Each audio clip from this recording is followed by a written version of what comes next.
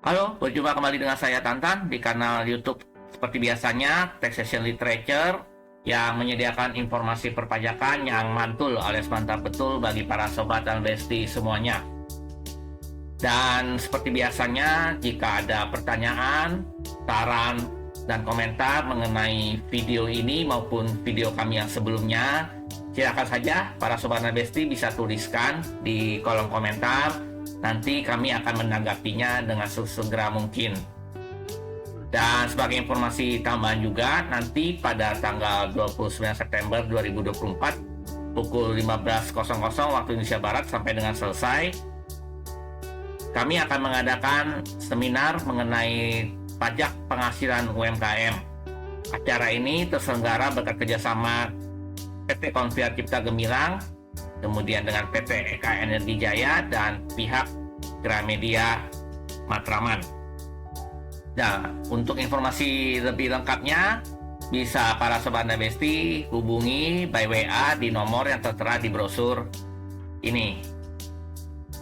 Pada topik video ini saya akan membahas mengenai PPh yang ditanggung pemerintah atas bunga surat berharga negara yang diterbitkan di pasar internasional dan penghasilan pihak ketiga atas jasa yang diberikan kepada pemerintah atau pihak lain yang mendapatkan penugasan.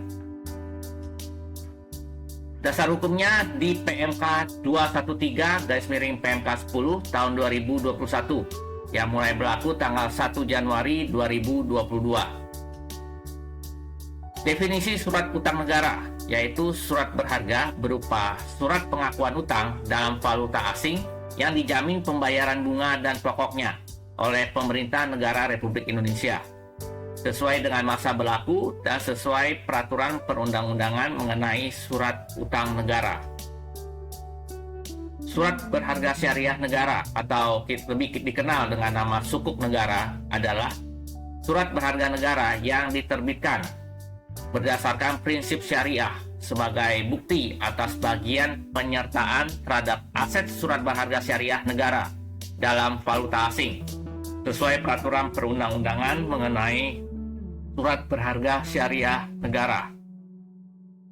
Pajak penghasilan yang ditanggung pemerintah meliputi: pertama, penghasilan bunga atau imbalan surat utang negara, surat berharga syariah negara, termasuk diskonto surat berharga negara yang diterbitkan di pasar internasional.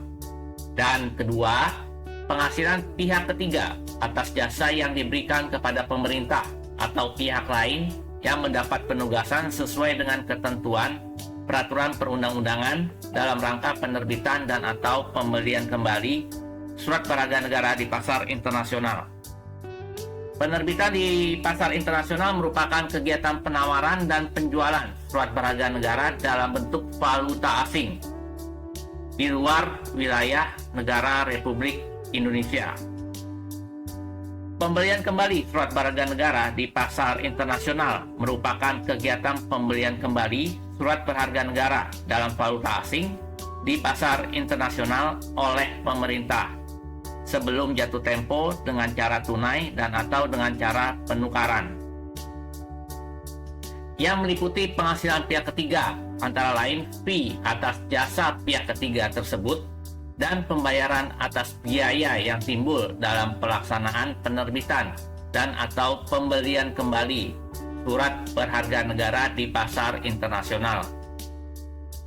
Pihak ketiga paling sedikit meliputi agen penjual, agen pembeli atau penukar, bursa efek di luar negeri, wali amanat, agen penata usaha, agen pembayar, lembaga rating, dan konsultan hukum internasional. Sebagai catatan, tidak termasuk konsultan hukum lokal.